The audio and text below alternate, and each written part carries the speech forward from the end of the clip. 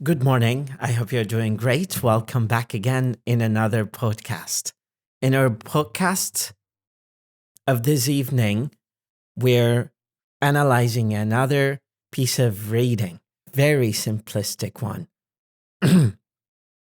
The purpose of this reading is to help you understand the structure of English sentence and also get to understand the cadence of pronunciation and the rhythm.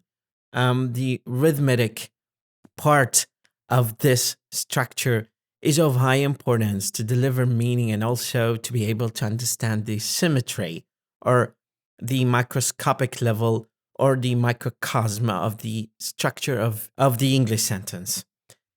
Also, I think this podcast is to help you enhance your listening, to be able to get a better sense of how we say things in English, because a lot of people actually struggle with the basic structure, with the basic phonetic alphabet. And when I say the basic phonetic alphabet, I mean how we say things in English simply. For example, Sarah and Tom walk in the countryside.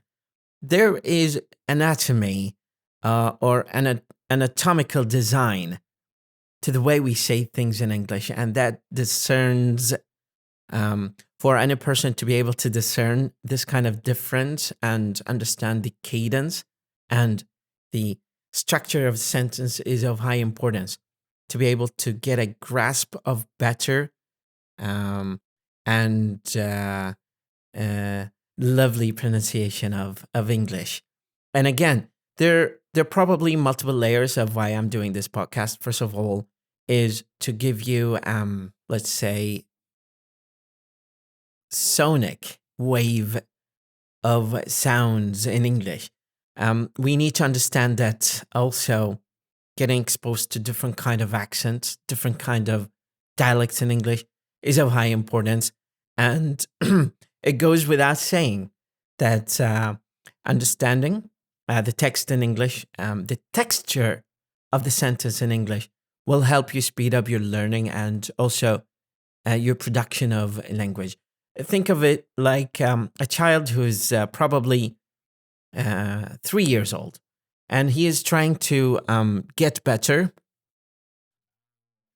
in English, and he's getting that from the acquisition of language from his contact or her contact with his parents.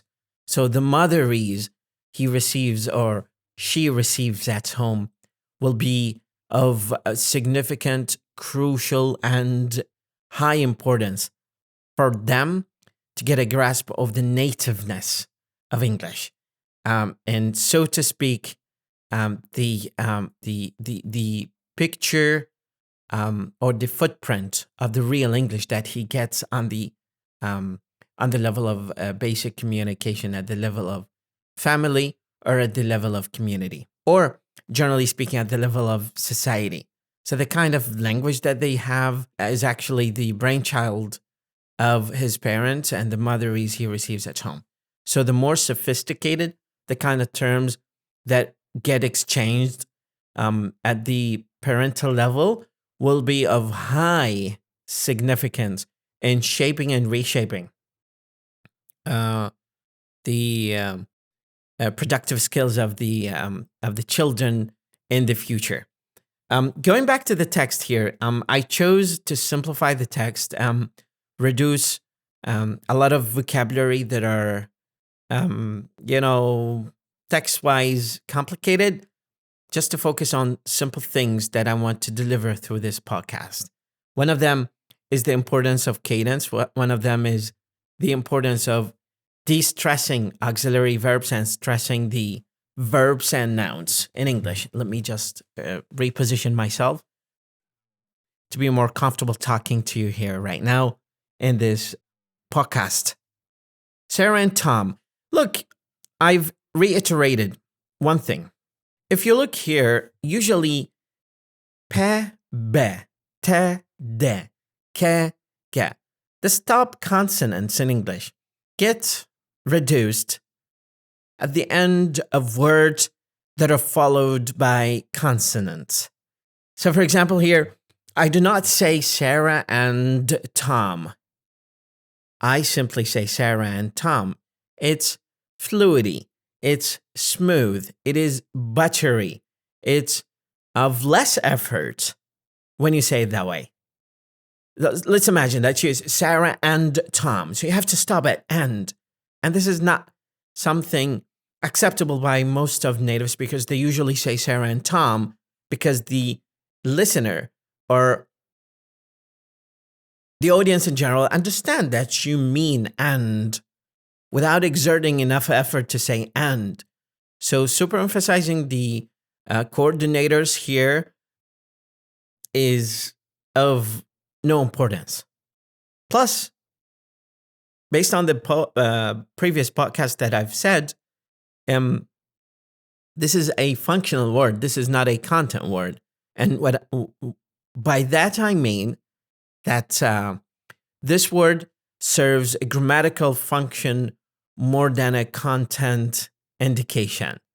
It just serves to stabilize the structure of two subjects doing an action together in a verb somewhere. So Sarah and Tom walk in the countryside. Remember, this word is very interesting. The pronunciation of this word is countryside. Countryside. Countryside. It's not count. It's not county. It's countryside. It's country. We have inherited the wrong pronunciation. So the kind of phonetic pollution that we received from high school and secondary school and primary school in Iraq in particular has bled into our current utterance, our current pronunciation of certain words in English. I still struggle with that because there's this legacy of primary school of teachers who pronounced words just because they didn't have enough contact with English. You know, it's been 30 years ago. So they didn't have enough contact with English. The kind of sound that they were receiving were just based on the phonetic transcription and reading, rather than the realistic native speaker's pronunciation. And most of teachers who taught me probably didn't get enough listening practice or speaking, and they just relied on the curriculum that was taught based on reading and writing. And that's why we're just struggling with people who struggle with the correct pronunciation of English. Plus, there's the phonetic system of English is completely different from the phonetic system of Arabic, even from the point of producing the basic vowels in the larynx, going through the dissection of consonants and vowels and diphthongs and triphthongs in English. They're completely different two systems of, sound production. So for those audiophiles who would like to enjoy better sense of pronunciation or reshape and restore the correct pronunciation of English, you have to start with any textbook or book that teaches basic pronunciation, whether you're specialized or not. You can start with better English pronunciation. You can start with American accent training. For those people who are UK oriented, I recommend a few other textbooks that not on the top of my head right now. So Sarah and Tom walk in the countryside. Remember this verb walk, it's in present simple. And this is a very interesting verb. A lot of people mispronounce it, first of all. So phonetically speaking, a lot of people say walk, but it's actually walk. So it is not walk, it's walk. Now, why do we say walk? Originally speaking, this verb has two strong and weak way of pronouncing it. So we can say walk, which is British, and then we can say walk, which is American. So I kind of think of it as a weak form and a strong form. But dialectically wise, the verb can have multiple etymological origins, and also the variety of pronunciation is geographically variable based on the kind of region where people say that word. In the countryside, so in, which is a preposition, harf jar, preposition, in the countryside, countryside. Remember, the can be pronounced as the or as the. It can be pronounced as the and the. Sometimes people break the rule of saying this as the, even though it is followed by a consonant.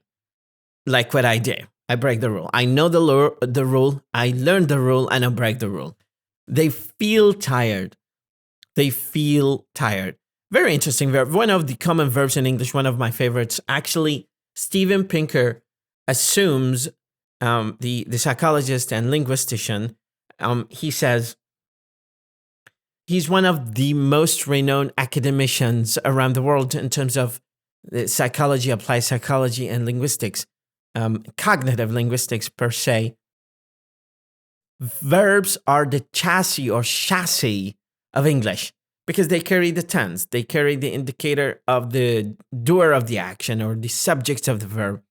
They also refer to the kind of action, and the anonymity of the action is high if you don't know the verb. I mean, sometimes we can substitute the nouns with pronouns, but it's really hard to discern what the person is saying by not finding the verb. So they feel tired. So this feeling verb is in present simple again, and the past of the verb feel is felt. The past of the verb feel is felt. Very interesting, common verb. Highly recommend you learn it and you use it, because learning the verb without actualizing it, without using it in direct context, is just a waste of your time. Honestly, like, why would you memorize hundreds and hundreds and hundreds of vocabulary if you're not using these vocabulary in a context, whether you're recording yourself in front of a camera or a camera, or recording yourself in with your phone. And this is some kind of strategy framework that I highly recommend learners to start with. For example, you have 30 days in a month, 31. So what you can do as a protocol to improve your pronunciation, your speaking, there are multiple ideas that I can propose to you. One of which is start recording yourself talking about certain topics in English and choosing a list of conversation questions that you can come up with from the internet or from ChatGPT, and then record yourself for 5 minutes talking about this topic. Very centered, very focused, very intense, very emphasized discussion about certain kind of topic that you want to just share with, global citizens. And then what you can do later is do that sequentially, in order, in a chronological order. So the second day you choose another topic and you build your conversation and you upload it to YouTube privately. And then by the end of the 31st day, you watch the last video and you observe your performance in the video. And you watch the first video and you see where your common weaknesses are and how you bridge these kind of weaknesses by the last day. This is very useful technique and strategy, or a method or approach to deal with the difficulty of your pronunciation or your conversation, or your hesitation to express your thoughts, or the lack of sufficient amount of vocabulary that sustain the flow, the linguistic flow of your speech, or the succulence of your language in general. That is one of the strategies that I propose. Strategy number 2, or method number 2, that goes by the same analogy. Start reading a book using your audio, whether using your phone or recording yourself with a microphone and then posting it on a private link on YouTube for people to give you comments, anonymous comments, or on Facebook. I don't recommend Instagram because they don't support long videos. It's a challenge to you. It's a challenge to you because one reason, the longevity and the challenge of the diversity of vocabulary that will come across in each one of the chapters of the book that you are, reciting. So the narrativeness, the succulence, the linguistic diversity, the spectrum or the gamut of language that you will come across by each one of the author will be very important and a deciding factor of whether you are going to improve yourself over the span of time or not. It is very interesting that a lot of people actually challenge themselves and change themselves.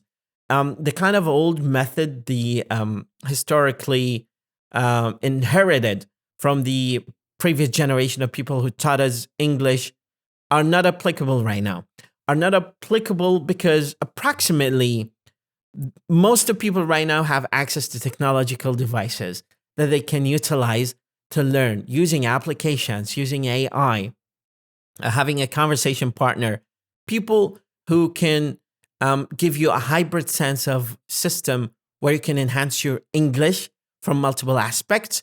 And that will supplement, will be a supplementary factor to increase your, repertoire of language, or it will increase your momentum to improve yourself within the time span of your training.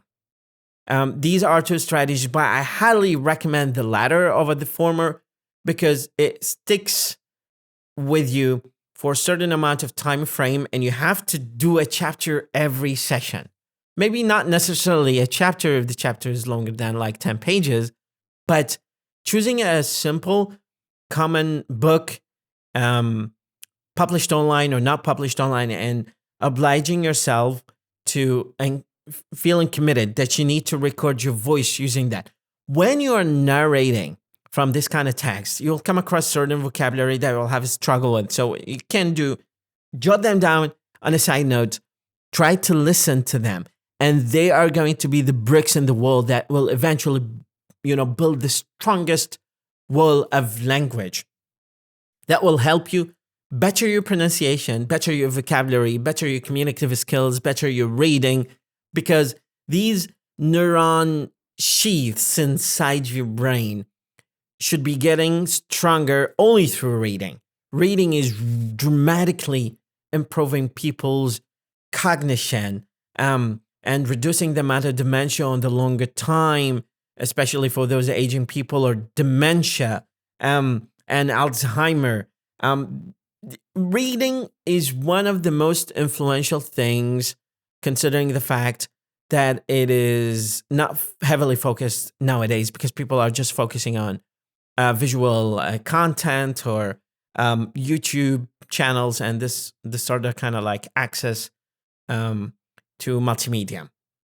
Going back here, but remember these strategies, please write them down and try to make a sense of how you can utilize the potential that you have to improve the momentum of your language learning progress. And snowballing that, making it bigger and bigger and more challenging. What challenges you changes you.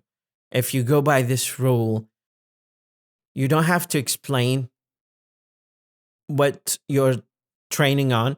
You don't have to provide any justification for people that this is, your way of learning.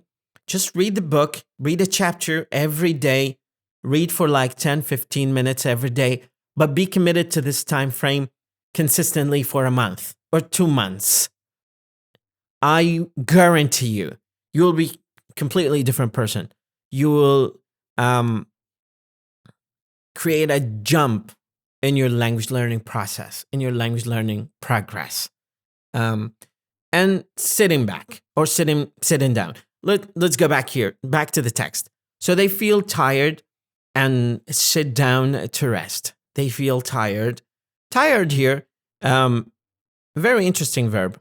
Tired here is a very interesting adjective. It's one of the adjectives that commonly get misused by speakers because they confuse it with tiring, or they confuse it with the past tense verbs like walked,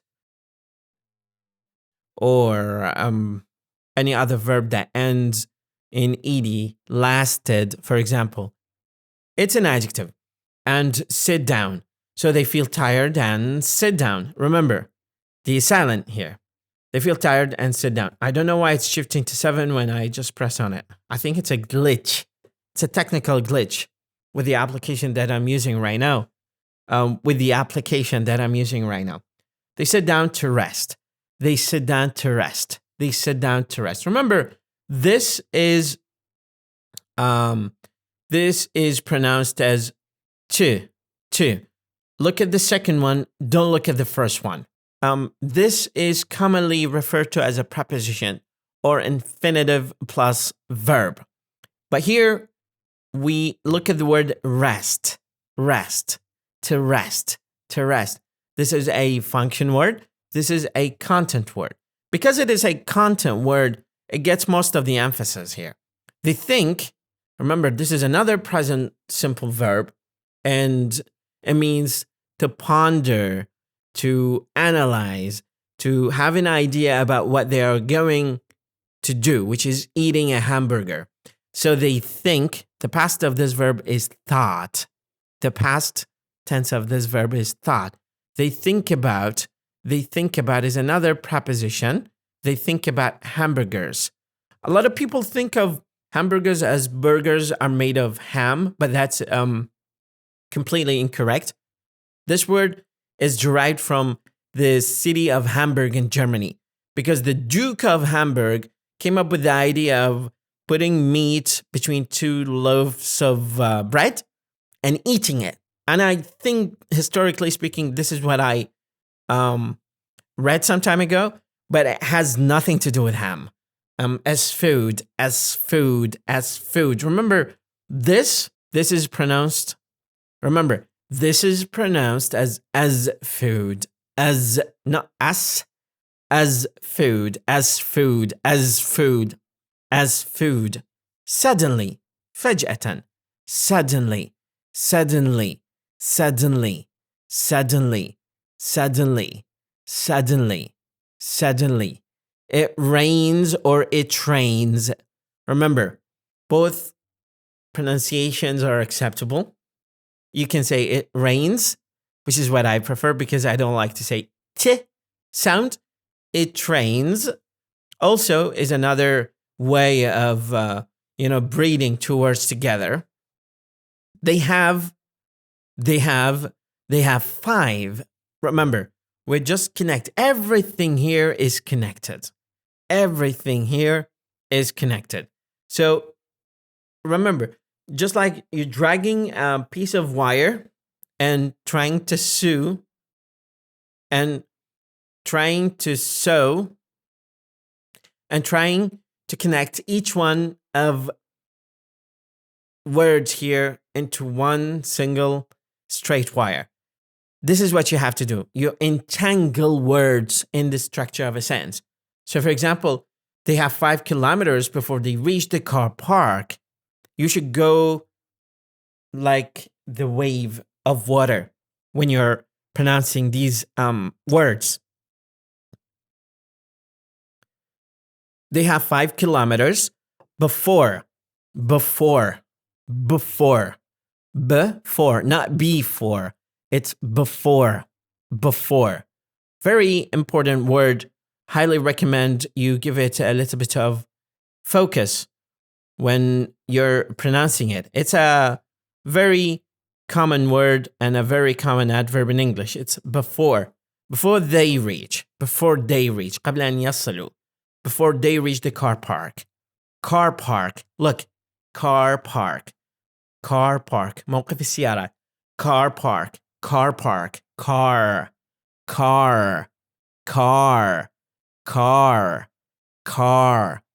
Park. park, park, park. I wish I have a piece of paper where I can show you how you should practice this sound, because pa sound is a plosive stop sound. So if you place a piece of paper in front of you and you say, or you hand, and you say the sound, if you say bark and you don't feel the touch of air or the puff of air from your mouth, you're not saying it correctly. Unless you're speaking very fast and you have to just sacrifice the accuracy of your pronunciation over the speed of your utterance. So if you feel the puff of air, you're saying it correctly. So practice with me. So practice with me.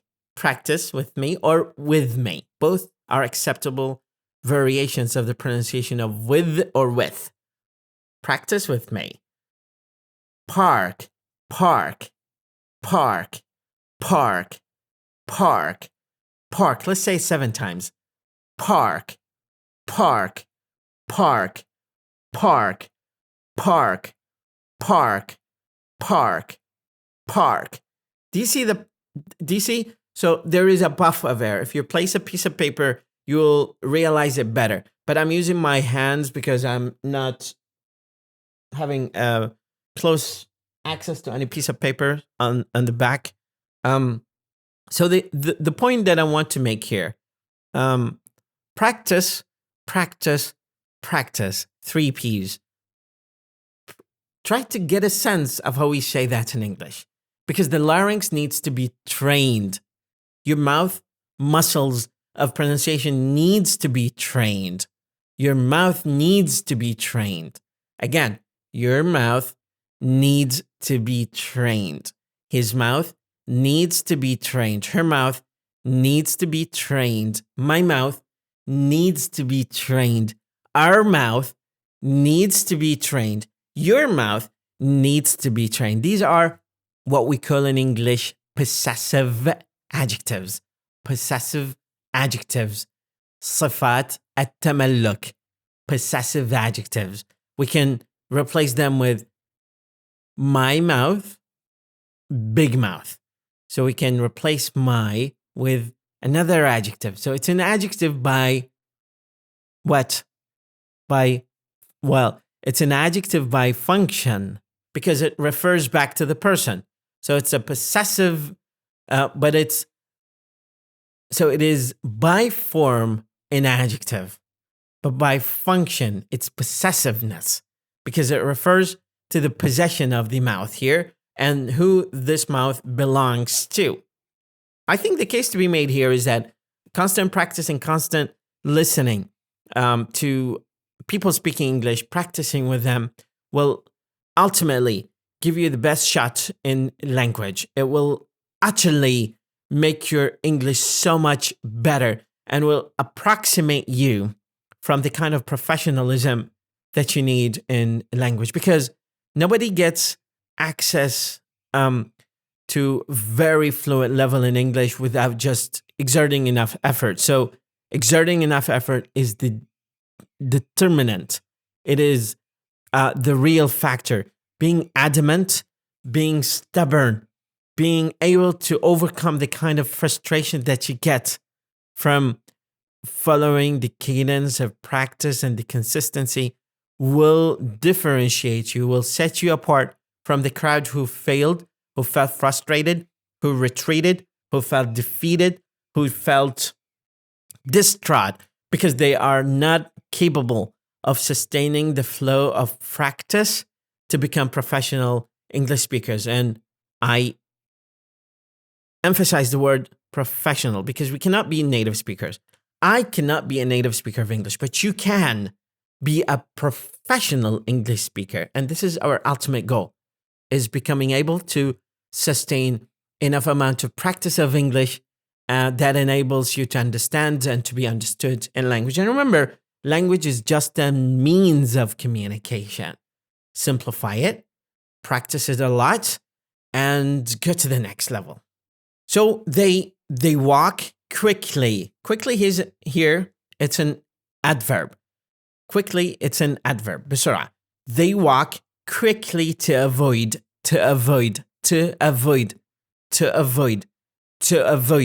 getting wet. Remember, rule of thumb,